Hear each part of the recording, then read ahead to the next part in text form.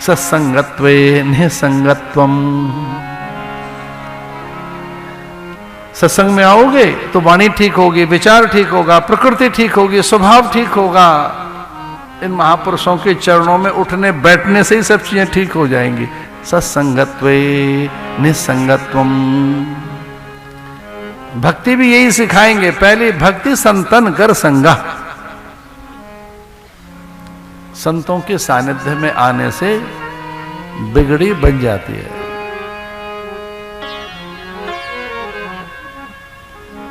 जो बिगड़ी का अर्थ है, जो कुछ बिगड़ रहा है वो ठीक हो जाता है। इसलिए सत्संग कीजिए। प्रभु को प्रसन्न करने के लिए व्रत किए, भगवान प्रकट हो गए। देवहूति से कहा करदम ने कि अब ये मंत्र हमारे फलीभूत होंगे, आओ। और संकल्प किया, भगवान प्रकट हो गए। 10 मास के बाद पुत्र के रूप में परमात्मा घर में हैं। और वो इस बात को जानती थी कि इनका व्रत है। जैसे ही मुझे पुत्र की प्राप्ति होगी और ये घर छोड़ के निकल लेगा साधु बनने के लिए। तो उन्हें लग रहा था कि इधर बेटा हुआ कि श्रीमान जी जाएंगे सन्यास लेने के लिए, उनका व्रत है। तो जैसे पुत्र प्रकट हुआ और वो अपने बेटे का स्तवन करने लगे, पुत्र को प्रणाम करने लगे। पुत्र में ही उन्हें शंख चक्र गदा पद्म मीनाकृति कुंडल भगवान शेषशाही जगन्निवास श्री हरि के दर्शन होने लगे। पुत्र में ब्रह्मानुभूति होने लगी।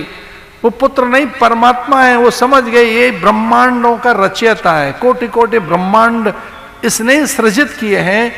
ऐसे करके हाथ जोड़ लिए और प्रार्थना कर रहे हैं करदम अपने पुत्र के।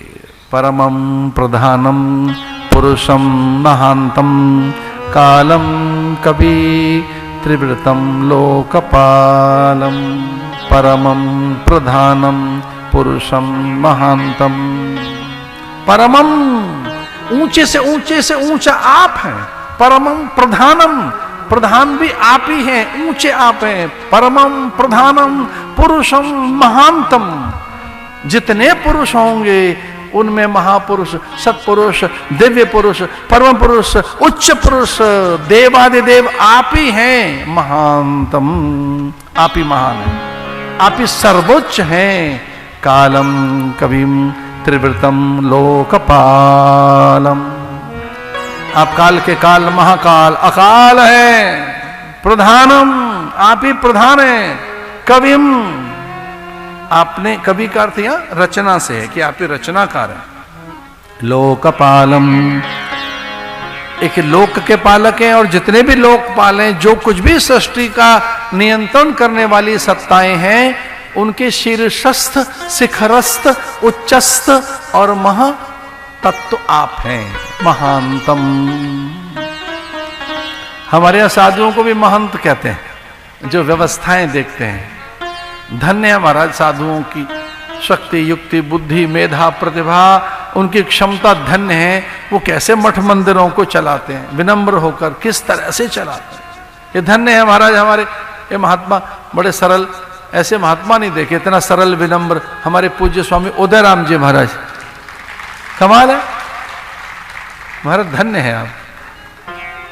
आपसे मौन सीखना चाहिए, सभ्यता, शिष्टाचार, विनम्रता। कितने विनम्र हैं आप, कितने सरल हैं आप। हमें तो लगता है आपसे हमें सरलता ही सीख लेनी चाहिए।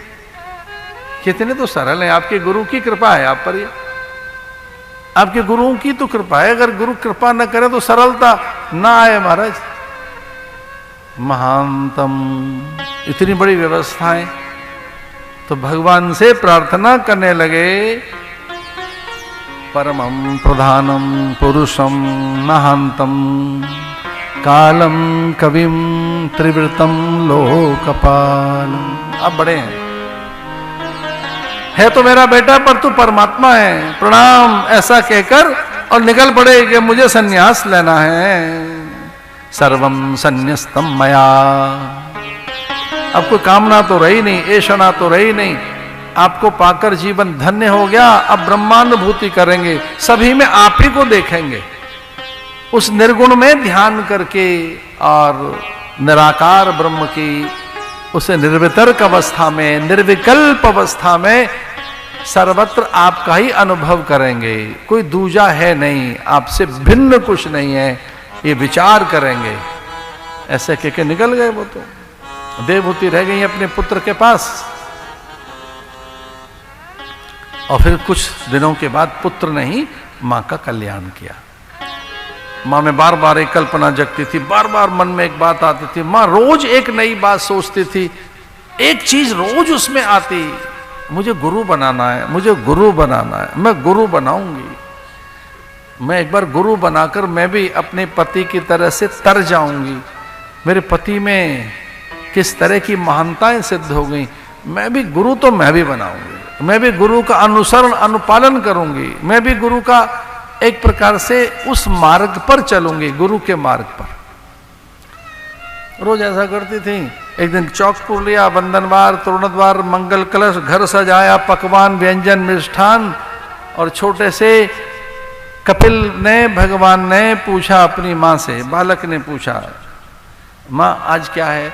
तो माँ ने कहा आज मैं गुरु बनाऊंगी, और आज ये पूरी पकवान, व्यंजन, मिष्ठान इसलिए है, मंगल कलश, तोरणद्वार और ये वंदनवार इसलिए सजाए। आज घर में गुरु बनाऊंगी मैं।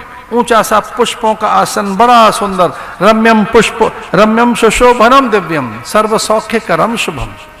बड़ा सुंदर सा फूलों का आसन बनाकर, पत्तियों से सजाकर, बग्गल कलश भरकर, सुगंधित द्रव्य छिड़क कर, और मां हाथ जोड़कर खड़ी हो गई। सुंदर सा आसन बनाकर, रम्यम सुशोभनम दिव्यम, सर्व सौख्य करम शुभम, आसनम मया दत्त, ग्रहण गुरुदेव, ग्रहण परमेश्वर। अपने बेटे का हाथ पकड़कर कहने लगी, बैठ जाइए आसन पर, ये आपके लिए सजाया है। भगवान कपिल ने कहा, अच्छा तू मुझे पहचान गई? बोले हाँ, जब आपके पिता आपको प्रणाम कर रहे थे, मैंने देख लिया था खिड़की में से, वो आपको प्रणाम कर रहे हैं। उनका ये संकल्प था कि तू नारायणी है, पर मैं नहीं पहचान पा रही तुझे, मैं जान नहीं पा रही हूं तुझे, तू मुझे बेटा जैसा ही दिखता है, नारायण का कोई लक्षण तुझ में नहीं, कहीं से भी तो तू परमात्मा नहीं दिखता है। पर चूंकि तेरे पिता मिथ्या नहीं बोल सकते, बैठ बैठ यहां बैठ, ग्रहण परमेश्वर, इया गच्छ, इया तिष्ठ, वरदौ भव, सुप्रसन्नौ भव। बैठ बैठ इस आसन पर। और अपने पुत्र को आसन पर बैठा दिया, हाथ जोड़कर बैठ गई। कहे गुरुदेव बुद्धि दीजिए, मुझे आए समझ के आप भगवान है, मेरे गुरु हैं। स्वतेजसा उद्धस्त गुण प्रवाह। पर इतना ही था कि भगवान कपिल ने, सिद्धानाम कपिलौ मुनि, भगवान स्वयं कहते हैं कि सिद्धों में मैं कपिल हूं, मैं कपिल स्वयं हूं, मैं परमात्मा सिद्धों में कपिल हूं। तो आप मुझे दर्शन दीजिए। कपिल भगवान बैठ गए आसन पर। स्वतेसा उद्ध्वस्त गुण प्रवाह, अपनी मां के संपूर्ण गुणों को शांत कर दिया और मां को उपदेश देने लगे। मां की एकदम गुरु बुद्धि बन गई। गुरु बुद्धि होना बहुत आवश्यक है। हमारे गुरु में हमारी गुरु बुद्धि बने, वो हमें गुरु दिखें, गुरु माने महान दिखें, श्रेष्ठ दिखें। अब एक बड़ी कठिनाई है, जो हर पल गुरुओं के पास रहते हैं उनमें मानवीय बुद्धि रहती है।